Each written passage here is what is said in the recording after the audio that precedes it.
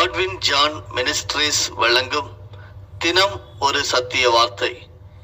இந்த ஆடியோ நிகழ்ச்சிக்கு உங்களை அன்புடன் வரவேற்கிறோம். பிரியமானவர்களே, நம்முடைய பிதாவாகிய தேவனாலும் நம்முடைய கர்த்தராகிய இயேசு கிறிஸ்துவினாலும் உங்களுக்கு கிருபையும் சமாதானமும் பெருகுவதாக. ஆமேன்.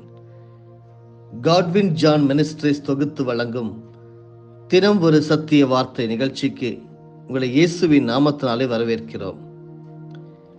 இந்த நாளுக்குரிய தியானத்தின் தலைப்பு தேவன் வகுத்த நினைவுகள். பரிசுத்த வேதாகமத்தின் ஆதார வசனமாக உபாகமம் 4:9 படிப்போம்.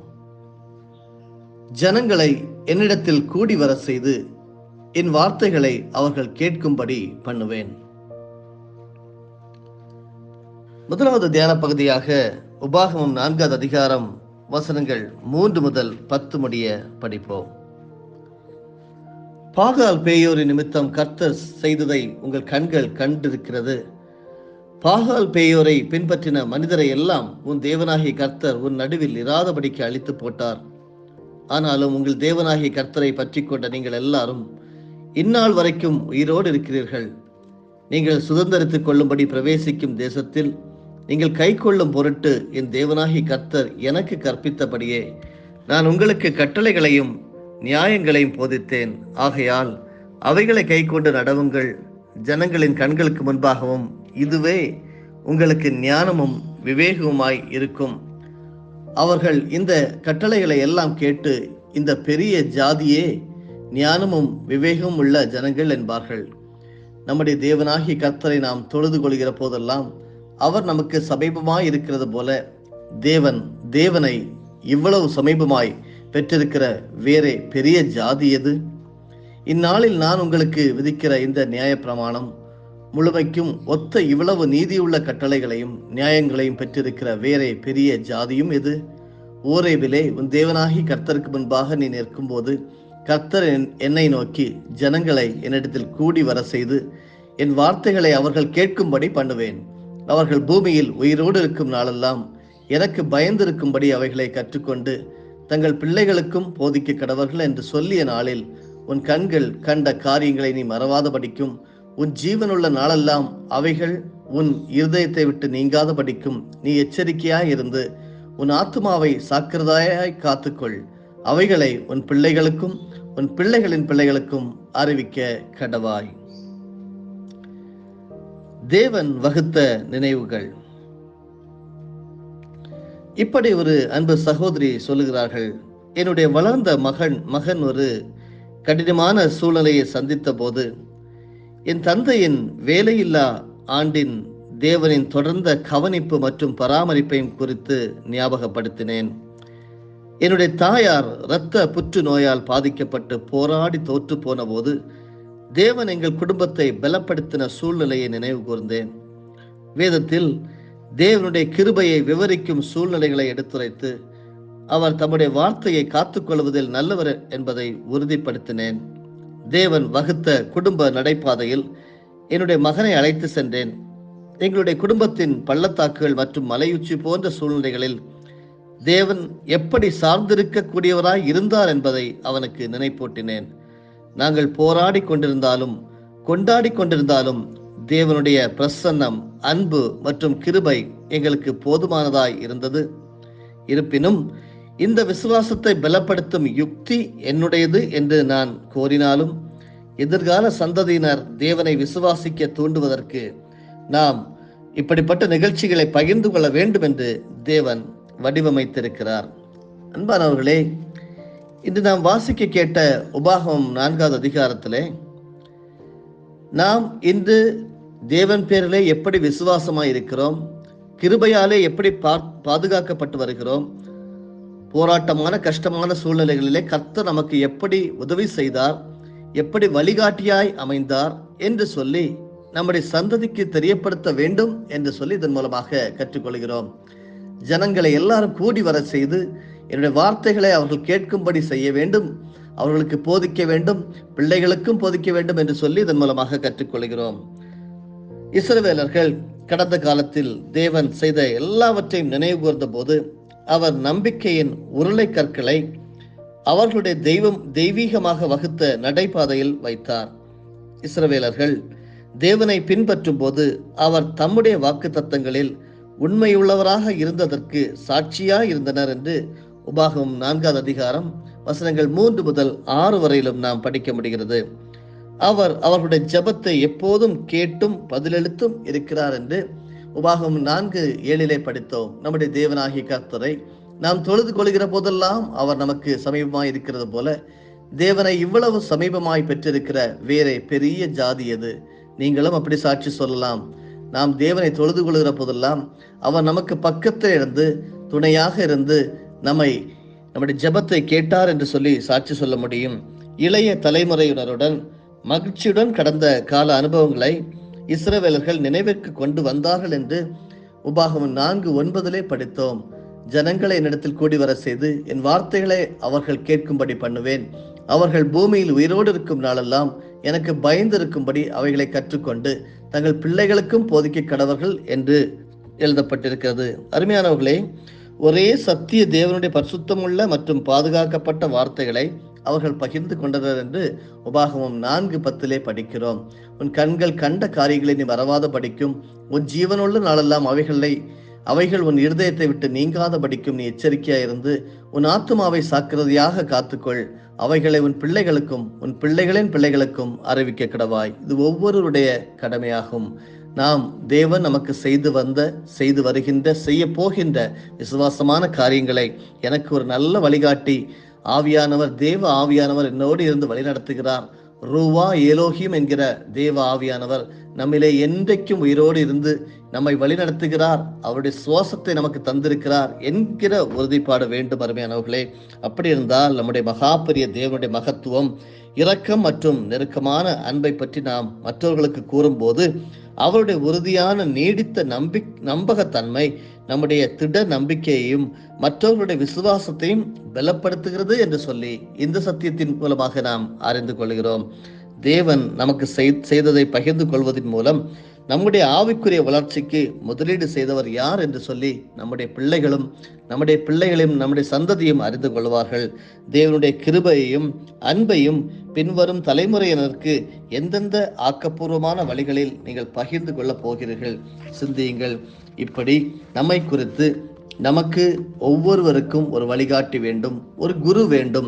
இந்த உலகத்திலே ஆவிக்குரிய ரீதியாக நம்மை வளர்த்து தருவதற்கு ஒரு ஆவிக்குரிய தந்தை வேண்டும், ஒரு ஆசிரியர் வேண்டும், ஒரு தாத்தா வேண்டும், ஒரு இளைஞர் வேண்டும், ஒரு அன்பு சகோதரன் வேண்டும், சகோதரி வேண்டும் என்று சொல்லி உலகத்தின் நாம் வளர்ந்து கொண்டிருக்கும் போது வேறு எங்கும் திசை திரும்பி சென்று விடாதபடி நம்முடைய ஆவிக்குரிய தந்தைமார் நம்மை வழிநடத்தும்படியாக நிச்சயமாக ஒரு தந்தை வேண்டும் என்று சொல்லி இதன் மூலமாக கற்றுக்கொள்கிறோம். அன்பானவர்களே, அப்போஸ்தலனாகிய பவுல் தீத்துவுக்கு அவருடைய அன்பு சகோதரனாகிய தீத்துவுக்கு ஒரு கடிதத்தை ஒரு நிருபத்தை எழுதுகிறார்.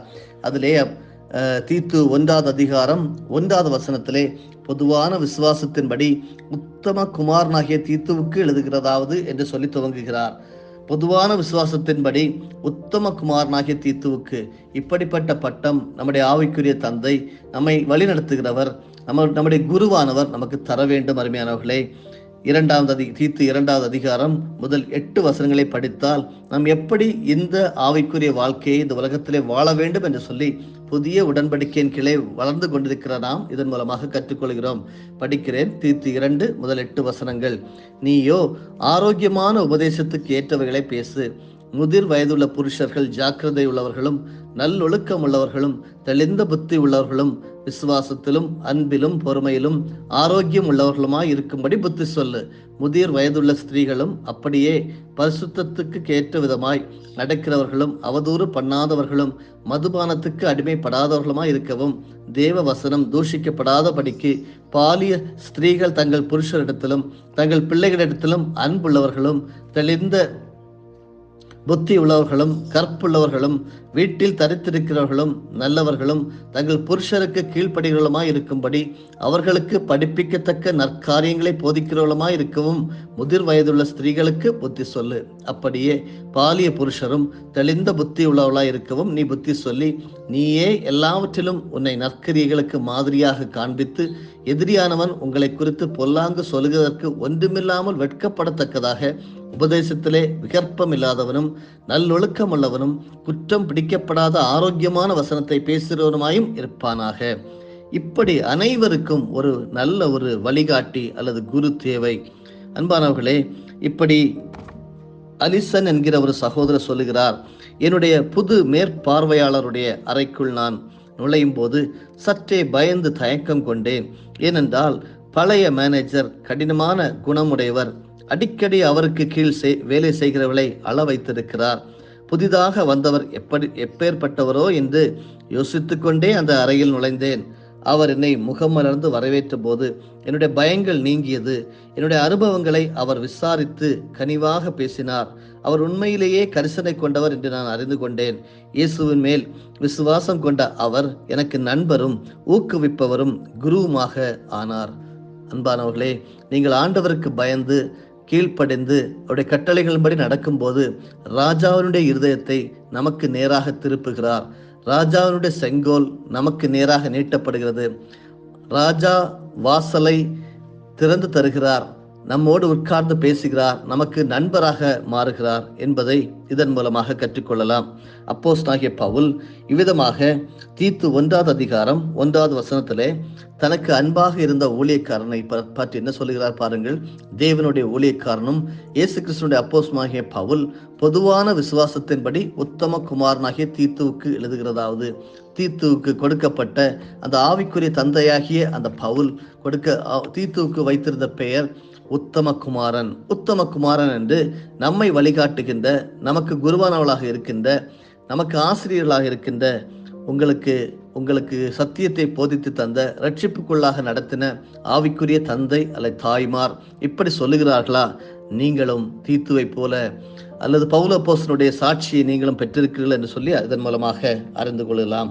உடைய ஆவிக்குரிய குரு நிச்சயமாக இப்படிப்பட்ட ஒரு நல்ல ஒரு டெஸ்டிமனியை, ஒரு நல்ல ஒரு சற்று சான்றிதழை நம்மை குறித்து சொல்ல வேண்டும்.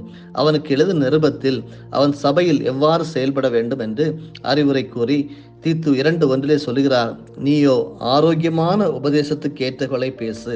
ஆரோக்கியமான உபதேசங்கள் இன்று பேசப்படுகிறதா? அப்படிப்பட்ட உபதேசங்களை பேசு என்று சொல்லி தீத்துவுக்கு அப்போஸ்தலனாகிய பவுல் ஆலோசனை கூறுகிறார். நீயோ எல்லாவற்றிலும் உன்னை நற்கிரியைகளுக்கு மாதிரியாக காண்பித்து உபதேசத்திலே விகற்பம் இல்லாதவனும் நல்லொழுக்கம் உள்ளவனும் குற்றம் பிடிக்கப்படாது ஆரோக்கியமான வசனத்தை பேசுகிறவனுமாயும் இருப்பாயாக என்று வசனங்கள் தீத்து 2வது அதிகாரம் வசனம் 7-8 அப்படி சொல்லுகிறார். அன்பானவர்களே, தீத்து அதனால் அவருடைய சகோதரனும் கூட்டாளியும் உடன் வேலையாளுமாக கருதப்பட்டான். எப்படிப்பட்ட ஒரு அப்போஸ்தலனாகிய பவுல்! அவருடைய ஊழிய பாதையை நீங்கள் பார்த்தால் வேதாகமத்திலே, ஒருவேளை சிலருக்கு தமிழ் வேதாகமத்திலே கடைசி பக்கத்தை நீங்கள் எடுத்து பார்க்கும்போது அப்போஸ்தலனாகிய பவுல் பிரயாணம் செய்த இடங்கள் என்று சொல்லி ஒரு வரைபடம் கொடுக்கப்பட்டிருக்கும். அதை பார்த்தால் அவ்வளவு சிரமப்பட்டு அப்போஸ்தலனாகிய பவுல் பல இடங்களுக்கு நடந்து சென்றார், பல இடங்களுக்கு கப்பலிலே பிரயாணம் செய்தார் என்று சொல்லி கற்றுக்கொள்ளலாம். அன்பானவர்களே, உங்களுடைய வாழ்க்கை பவுல் அன்று தீத்துவுக்கு டெஸ்டிமனி கொடுத்த, சான்றிதழ் கொடுத்த உத்தம குமாரன் என்று தீத்துவை பார்த்து சொன்னது போல இன்று உங்களுடைய ஆவிக்குரிய குருமார் சொல்லுகிறார்களா? நீங்கள் பாக்கியம் பெற்றவர்கள். உங்களுக்கு நம்மில் அநேகருக்கு ஒரு ஆசிரியர், பயிற்சியாளர் அல்லது ஒரு வயதான தாத்தா பாட்டி, இளைஞர்கள் தலைவர் அல்லது போதகர், இவர்கள் மூலமாக அறிவு, ஞானம், ஊக்கம், இறைவன் மேல் விசுவாசம் இவைகளில் நாம் வளர்ந்திருக்கிறோம் என்கிறதை நீங்கள் ஒரு நாளும் மறந்துவிட வேண்டாம். இயேசுவுடன் பயணிக்கும் போது நீங்கள் கற்றுக்கொண்ட ஆவிக்குரிய பாடங்களால் யார் பயன் பெற போகிறார்கள் என்பதை நீங்கள் சிந்தித்து செயல்பட வேண்டும். அப்படியானால் உங்களுக்கு ஒரு குரு இருக்கிறது போல நீங்களும் பிறருக்கு குருவாக இருக்கலாம். உனக்கு இன்றைக்கு யார் ஆவிக்குரிய குருவாக இருக்கிறார், அல்லது நீ யாருக்கு குருவாக இருக்கிறாய், நீ யாருக்கு குருவாக இருக்கலாம் என்கிற சிந்தித்து செயல்படு. ஆண்டவர் உங்கள் ஒவ்வொருவரையும் ஆசீர்வதிப்பாராக. ஆமேன். ஜெபிப்போமா. நல்ல கர்த்தாவே, எங்களை ஆவிக்குரிய வரங்களினால் நிரப்பி எங்களை தேவ ஆவியின்படி எங்களை நடத்துகிறவரே உமக்கு ஸ்தோத்திரம். நீர் எங்களுக்காக வகுத்த நினைவுகள் எல்லாம் நாங்கள் எங்களுடைய காரியங்களை எப்படி கர்த்தர் நடத்தி வருகிறேன் என்பதை எங்கள் பிள்ளைகளுக்கும் எங்கள் தலைமுறையினருக்கும் போதித்துக் கொடுக்க வேண்டும். அப்போஸ்தலனாகிய பவுல் தீத்துவை குறித்து சொன்னது போல உத்தம குமாரன் என்கிற அந்த பட்டத்தை நாங்கள் பெற வேண்டும். ஆண்டவரை, எதிரியானவன் எங்களை குறித்து பொல்லாங்கு சொல்லுகிறதுக்கு ஒன்றுமில்லாமல் வெட்கப்படத்தக்கதாக நாங்கள் நடந்து கொள்ள வேண்டும் என்று சொல்லி கற்றுக்கொண்டோம். அப்படி நடந்து உம்மை அன்பை தொடர்ந்து சம்பாதிக்க உதவி செய்யும். இயேசுவின் மூலமே பிதாவே, ஆமேன். என் ஆத்துமாவே கர்த்தரை ஸ்தோத்தரி, என் முழு உள்ளமே அவருடைய பரிசுத்த நாமத்தை ஸ்தோத்தரி. என் ஆத்துமாவே கர்த்தரை ஸ்தோத்தரி. கர்த்தர் செய்த சகல உபகாரவராகிய இயேசு கிறிஸ்துவின் மூலமாக உங்களை நாங்கள் மனமாற ஆசீர்வதிக்கிறோம்.